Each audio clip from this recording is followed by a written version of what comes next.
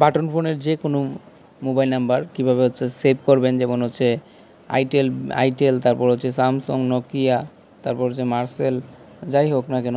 তো এর জন্য আমরা প্রথমে হচ্ছে নাম্বার অপশনে চলে যাব। যে নাম্বারটা সেভ করব একটু স্টোর করে হচ্ছে আমরা সেভ বাটনে ক্লিক করব।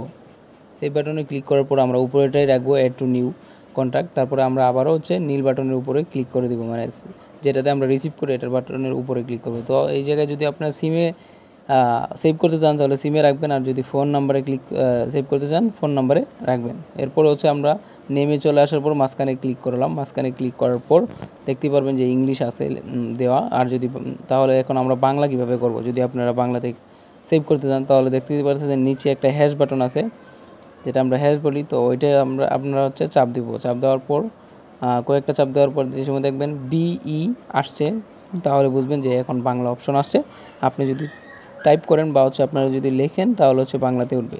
তো আমি হচ্ছে যেই নামটা লিখবো সেটা বাংলাতে লিখবো, এই জন্য হচ্ছে আমি বাংলা অপশন আনছি। আপনারা যদি ইংলিশে লিখতে চান তাহলে লিখতে পারবেন, ইংলিশ প্রথমেই থাকবে। আর যদি না থাকে আমার দেখানো অনুসারে আপনারা হচ্ছে হ্যাশ বাটনে ক্লিক করে ইংলিশ নিয়ে আসবেন, যদি বাংলা থাকে প্রথমে। আর যদি ইংলিশ থাকে তাহলে তো ইংলিশে করলে ইংলিশ দিয়েই করে নেবেন।